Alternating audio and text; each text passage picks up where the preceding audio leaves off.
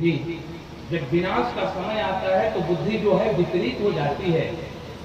गजराज उस जय जयकार को ये सोचता था, यह मानता था कि यह छोटे छोटे जीव जो है हमसे डरते हैं, मैं बहुत शक्तिशाली हूं इसलिए हमारी जय जयकार करते हैं। और गजराज बड़ा खुश हुआ करता था और वन में जितने भी जीव जंतु थे उसको तिरछी नजर दे करके कहता था कि कोई कष्ट तो नहीं है, कष्ट होगा तो बताना, हम समझ लेंगे। किसी से डर तो नहीं रहे हो और कोई डर तो नहीं है। सब छोटे छोटे बोलते नहीं महाराज आपकी कृपा से सब कुछ ठीक है। अब गजराज एक दिन क्या करता है कि एक सरोवर में जाता है स्नान करने के लिए, और उस सरोवर में कौन रहता है? एक ग्राह रहता है, मगरमच्छ। तो गजराज सरोवर में उतर जाता है स्नान करने के लिए। उनकी पत्नियां चारों तरफ से घेर लेती हैं, बच्चे चारों तरफ से घेर लेते हैं और एक दूसरे के ऊपर जल सूंड में भर भर के छोड़ते हैं और क्रीड़ा करते हैं, खेलते हैं। और जो छोटे छोटे और प्राणी थे वह सरोवर के चारों तरफ खड़े होकर के जय जयकार कर रहे थे, गजराज की जय हो, गजराज की जय हो। और गजराज जी तो क्रीड़ा कर रहे हैं। अब जो ग्राह था, मगरमच्छ था, वह सरोवर में आ करके गजराज के पैर को पकड़ लेता है।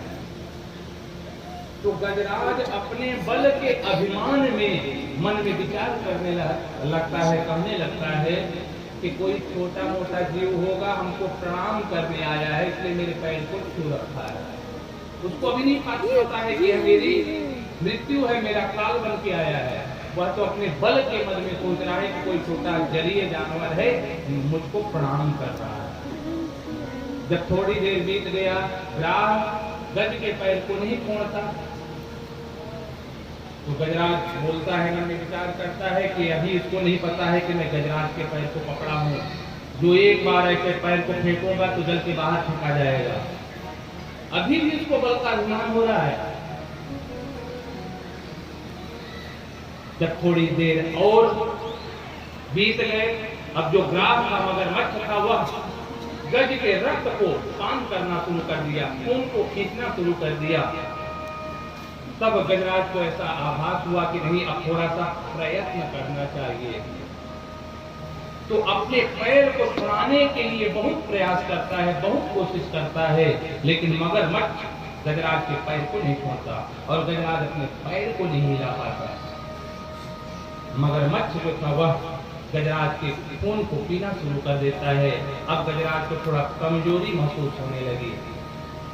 तब गजराज अपने पत्नियों से कहते हैं कि अरे सुनो, थोड़ा मदद तो करना, लगता है कोई जीव मेरा पैर पकड़ लिया है, थोड़ा मेरी सहायता करो, मुझे खींचो।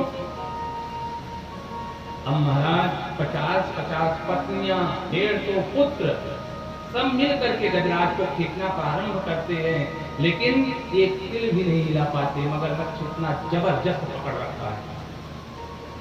एक दिन बीत गए, 2 दिन बीत गए, 3 दिन बीत गए, लगातार दिन के दिन बीतते चले जा रहे हैं। जब 15 दिन हो गए तो बच्चे बोले कि पिताजी 15 दिन से भूखे प्यासे आपको यहाँ बचाने के लिए सहायता कर रहे हैं, अब हम भूखे नहीं रह सकते, अब हम चलते हैं और जब आप बच जाइएगा तो घर आ जाइएगा, और नहीं तो फिर आप समझिए आपका काम जाएगा। आज बच्चे मुंह मोड़ करके गजराज से चल देते हैं। जिन बच्चों के लिए हम लोग पूरा जीवन, बच्चे के लिए धन एकत्रित करना है, बच्चे के लिए घर बनाना है, बच्चे के लिए गाड़ी लेनी है, अंत समय में वह बच्चे भी हमसे मुंह मोड़ लेते हैं महाराज, मुंह मोड़ लेते हैं। अंत समय में वो भी साथ नहीं देते हैं। गजराज बेचारा पुकार रहा है कि बच्चों मेरी मदद करो, तुम्हारे लिए मैंने पूरा जीवन व्यर्थ कर दिया, तुम्हारी सेवा किया, कमा करके धन एकत्रित करके खिलाया पिलाया बड़ा किया, और इस कठिन वक्त में छोड़ करके जा रहे हो। बच्चे बोले पिताजी आपके कर्म थे, जैसा कर्म किए हैं आप भुगतो, अब हम लोग भूखे प्यासे नहीं रहने वाले। 15 दिन बाद बच्चे चले गए। बेचारी पत्नियां कुछ दिन और प्रयास करती हैं और जोर लगाती हैं कि अपने पति को बाहर निकाल दो। 15 दिन के बाद 20 दिन आया, 25 दिन आया, जब महीना दिन हो गया तो पत्नियां भी अब हाथ जोड़ने के महाराज 1 महीने पूरे हो गए आपको बचाते बचाते, आपकी सहायता करते करते। अब हम लोग भी यहाँ अपनी जान को जोखिम में नहीं डालेंगे, हम लोग भी चलते हैं और जब आप बच जाएंगे तो आ जाइएगा, और नहीं तो आप जानो आपके राम जानो।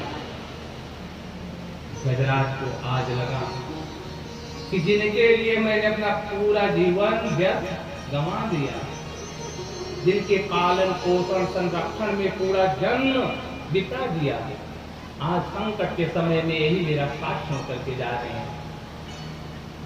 अंत समय में हर एक जीव की यही परिस्थिति होनी है। आज बहुत पछतावा हो रहा है गजराज को। पत्नियों को आवाज देता है, पत्नी बिल्कुल मुड़ के नहीं देखती, वह भी छोड़ करके चल देती है। और जिस जीव का कोई नहीं होता है उसका कौन होता है? मेरा गोविंद होता है। जिसको बचाने वाला कोई नहीं, उसको बचाने वाला मेरा गोविंद होता है। बोल बाल कृष्ण लाल की जय, बोल बाके बिहारी लाल की जय।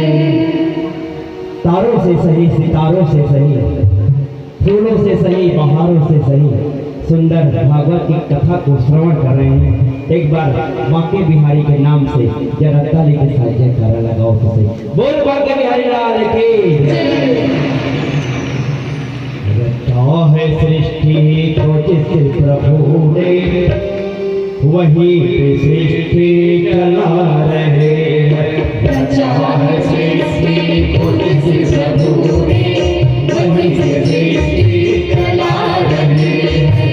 रचा है सृष्टि को जिस प्रभु ने, वही से सृष्टि चला रहे हैं। रचा है सृष्टि को जिस प्रभु ने, वही से सृष्टि चला रहे हैं। जो पेड़ हमने लगाया पहले, जो पेड़ हमने लगाया पहले, उसी का फल हम अब पा रहे हैं।